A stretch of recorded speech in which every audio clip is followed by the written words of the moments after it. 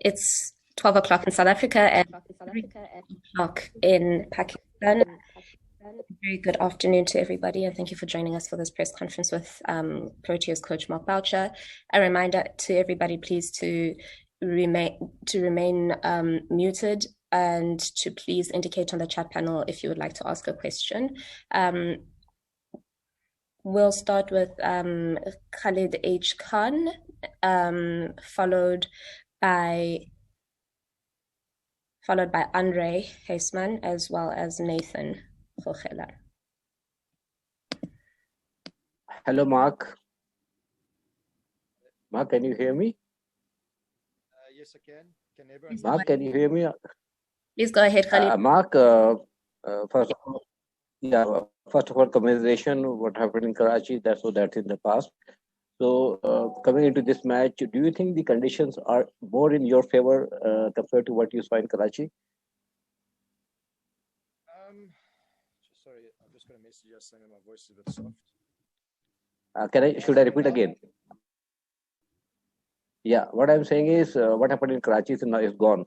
So you now coming to Rawalpindi, do you think the conditions that we see now with the clouds cover and everything, do you think they are more suitable for your kind of borders?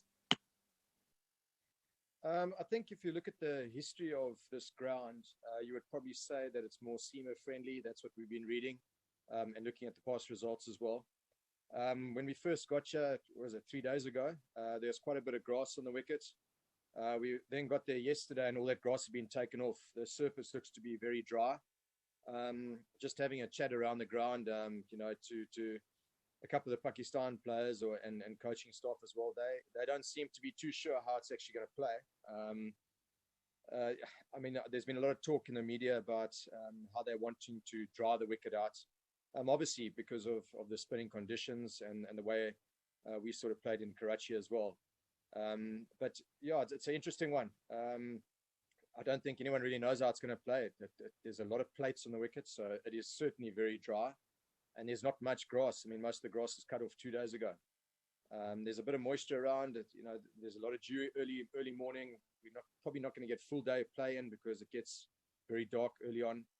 So we'll have to wait and see. It's an interesting one. I'm not too sure. If the Pakistan guys are not too sure it's going to play, it's quite difficult for us to make a call on it. We're probably going to have to cover both angles.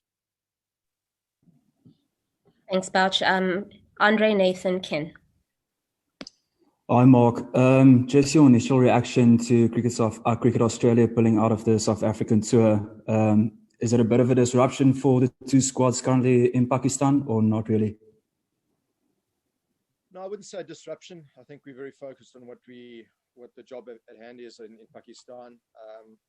I think it's disappointing. It's certainly disappointing. I think CSA has expressed their disappointment as well, and it's no different for the players. We had sort of made a lot of plans. I know that there was a lot of planning going into the Australian tour back home. We haven't really been a part of that, but it seems to be, that a lot of goalposts were being moved for that particular tour for Australia. For example, the one positive that came out of the bubble against Sri Lanka was the hotel that we stayed at. We thought it was a great hotel for us as South Africans. It sort of suits our needs and our sort of cultural way that we are being outdoors. And we even surrendered that to Australia. So, there's probably a feeling that we are laying down the red carpet a bit for Australia, which is frustrating at times. After all of that, having a look at where it is now and having been postponed, very disappointing and I suppose disruptive with regards to our plans going forward, but certainly won't hamper us in this next test match. I think the focus is on trying to level this test series. Nathan.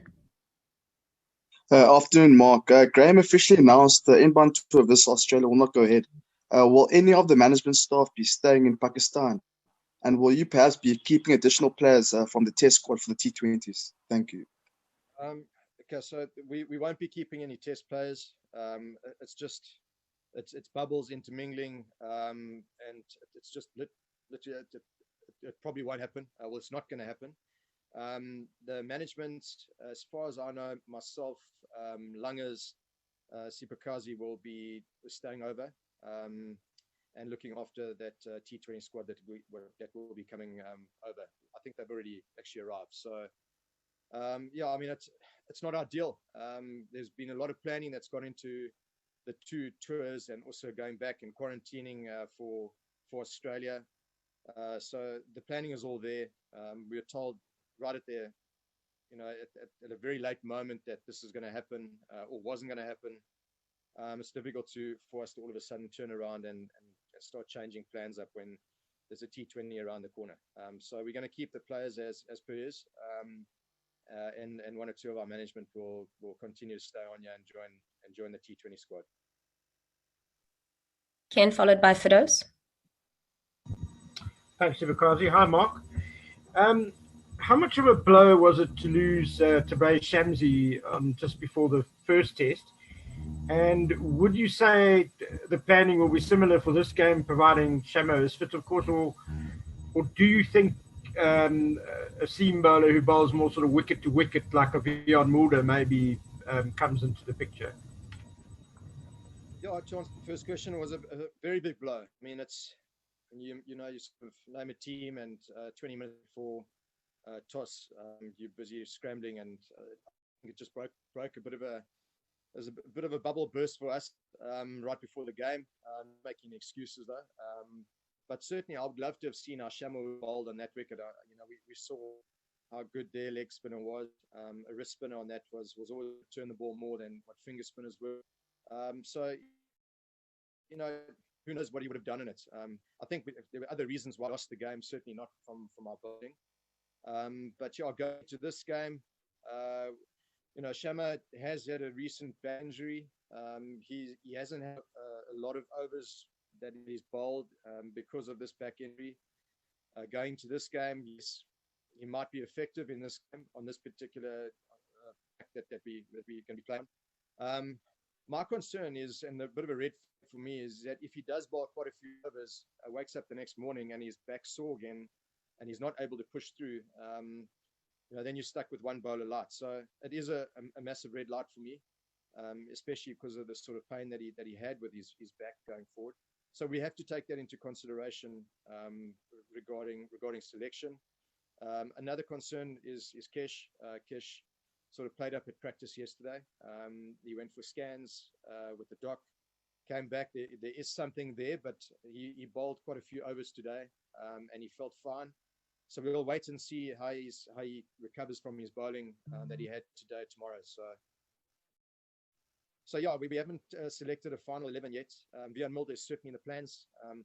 If the wicket is if there's a lot of cracks and puzzle pieces, like I said, there was in this particular wicket, it might be up and down. So a guy who's able to hit good areas for long periods of time is always going to be difficult to play. So yes, certainly he is in the running.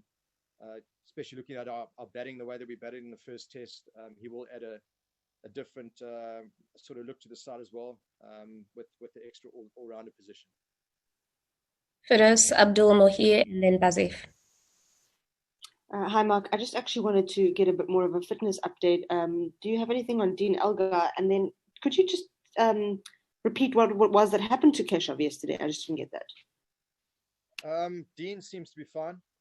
He batted yesterday with the injection, and he said he couldn't feel anything, whether couldn't feel pain or couldn't feel anything in the hand. I mean, he batted fine. He batted today as well, and he didn't seem to have any pain. So as far as where we're concerned, he's fit and ready to go. Kesh yesterday during a session, he turned around and he felt some sort of pain in his rib area. He went to the doctor, complained about it. It was a little bit sore. He then went for scans. The scan came up that there was something there. It might be a minor little tear or a bruising of some sort. He then bowled today. I think he bowled close to 15 overs just to really test himself. He felt fine. He felt that the pain was bearable. But we're not ready to make a call on him yet because you never know how his body will react overnight. If he wakes up in the morning and he knows as well, he needs to give us an early call on how he feels. It's one of those things, where as a player, you're the only one who really knows if the pain is bearable to bowl through. So I'm going to have to trust Kesh on this. If he wakes up in the morning, he's fine to play, then he'll get the nod. Yeah, this is Abdul Mohit Shah from the news here. My question is about your betting lineup. It was a bit suspect in the first innings. So do you think you have got enough time in between two tests to prepare and get ready for the Pakistan spin bowling? Since this pitch is a bit different what we have seen in the recent past. It is more like a slow track, and possibly it will spin more than it usually did in the past. So how you would see the coming test, especially the last 3-4 days? Look, you say suspect batting lineup, but I don't think it's a suspect batting lineup. I think it just needs a lot more mental application from a batting perspective. Also, having 2 runouts in your top 6 is never going to be easy to recover from in subcontinent conditions. I thought we won a good toss. We got off to a good start, and then we sort of just didn't have the mental application to counteract what was some tight bowling. We spoke about this in before the game, but I think sometimes players have to actually physically go through it or see opposition and how they actually play it. So I think our batting in the second innings was a lot better. The application was a lot better. We saw a good partnership with Aiden and Rashid. So I think if that's anything to go by, hopefully the guys have learned the lesson fairly quickly. We've done a lot of work on spin going into this into this game, having a look at the conditions and seeing how dry it is. So we believe that we've prepared, and we've spoken about a lot of things. Hopefully the guys have learned their lesson on watching how the Pakistan players played it, and also learning from our mistakes in the previous game. The rest is up to the players to go out there and put the numbers on the board. I certainly do believe we've got the batting lineup to do it. We need 1 or 2 guys to really get stuck in and get 1 or 2 hundreds, and hopefully the rest of the guys can bat around them. I'm pretty confident that we can turn it around. It's like I said, we had a good, honest chat after the first test, and I think we learned a lot from watching them and from a couple of our mistakes. So hopefully we can rectify that in the second test. Bazif and then Telford. Yeah, hello, Mark. Bazif Jabbar from cricket.pk. Mark, as we all have heard, that Quinton de Kock was forced to take the captaincy role, and he wasn't exactly ready for that. So now he seems a little low with the bat. So do you think that the captaincy role is affecting him? On a whole, how would you rate Quinton de Kock as a captain? Okay, so he wasn't forced to take the captaincy. It was a conversation that we had, and he said that he would do it in the interim while we sort of have a look and see what other names we might be able to throw into the pot for captaincy. It's been tough on Quinny. Obviously, if you're not scoring runs, it sort of gets highlighted, especially if you're a captain. But I think we're not that harsh on Quinny in this environment. We know that he's a quality player, and there's a good innings around the corner for Quinny. He has been given the extra burden of being a captain. I think that can be tough. And something that he's not used to. The good side of that is that when we get back after this particular tour, we've got a bit of time now before our next test series, so we can sit down and probably make a good solid call on who can take over from him and release him from that burden going forward, and hopefully try to get the best out of him. It wasn't really a consideration on making extreme decisions during a tour, especially a 2-match test series. Especially now, I don't think it's time for panic. I think it's time for us to sort of get closer as a unit and make some good solid calls and hopefully understand that if the guys put out the performances, then we'll be in a better position to win test cricket. So it's difficult to just put it all on one person, especially as a talent like Quinny being a captain. It's not his fault that we're in the situation 1-0 down at the moment. It's just some very poor cricket on day one that I think is the reason why we 1-0 down at the moment. How's it, Mark? I think the general view is that your preparation for the first test was very good. Lots of people have said so, and I think Rassi the other day said, "Damn, we just didn't follow the preparation." So did you prepare differently this time, or what did you do to try and avoid the same thing happening? No, we didn't. We prepared, as I said just now. I think sometimes you can talk to players, and we can give them as much information as we can.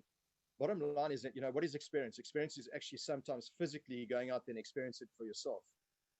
We spoke about the patience that you need, the different mental approach, the fact that the run rates are not going to be at 3.5, 4 is what we used to in South Africa. The fact that when you defend, you've got to defend with a lot of intensity. So we spoke about all these things. I think we came short, and like I said, the 2 runouts didn't help us in the first innings. But then watching them play, especially day 2, I think the guys sort of realized, okay, well, what we spoke about, it's happening right in front of us now. So we sort of understand how you have to go about batting in the subcontinent. So I think, as we saw in the second innings, day 3, we lost a couple of wickets, which didn't help the cause. If we didn't lose those couple of wickets, I thought we would have been in a fairly good position in that game. But yeah, that didn't happen that way. But I just look at the way that the guys have been practicing now. There's a lot more care on keeping their wicket. There's a lot more intensity when they defend. Not so many shots in the nets, all that type of stuff. So I think the mental preparation going into this game has been good, because they've actually witnessed it and seen how Pakistan have actually played and how to put a big score together. So I think the learning, sometimes, you can talk as much as you can. They've actually sometimes got to see it to believe that that's the way of going about building innings in subcontinent conditions. Thank you. Final question, Ken. Thanks, Sibakazi. Mark, you've mentioned the batting, of course, and I guess there was, on that third morning, I think it was, when the bowling would have been a bit disappointing. But what did you think of the fielding? They just seemed to lack a certain... normally the Proteas, there's like an intensity in the field that puts pressure on the opposition in itself, never mind the bowling. Ken, I'll be honest with you, I thought it was there. Towards the end of day 1, when we picked up 4 wickets. It was certainly there the next morning. It tends to happen when you have a long partnership. It sort of breaks down a fielding side. We had a couple of opportunities, albeit sharp opportunities. You take 1 or 2 of those, we might have been in a very good position. And it's something that we have spoken about. No one drops catches on purpose, but that can be the changing of a game. We've just witnessed it now in Australia against India as well. If you don't take those sharp opportunities, you're up against it. So I think, we did speak about, in the beginning, the intensity was there in the field throughout the second day when we were building a bit of pressure. I think it was there as well. Day 3, you rightly say that the sort of the floodgates opened a bit. I don't think we bowled well at all, especially with having them going at 1.5, 2 runs and over, and then the first 6 overs we went 45 runs, which is totally against the sort of run rates in the entire game. So I think that's when maybe we were a bit slack. I don't know if it shouldn't be fatigue. I think it is more just the position that we're in, and maybe the guys going, yeah, we've actually let it slide here because we had this game, and they've sort of got a bit of they've got ahead of the game at the moment. So yeah, I think we have spoken about the fielding and taking those 1 or 2 opportunities. I don't think the intensity was too bad, other than the morning of the third day. Thanks very much, everybody, for joining us. The presser will be available on link in the next couple of minutes. I'll send it through. We'll see you tomorrow. Thanks, Mark. Good luck. Thanks, Sibakazi.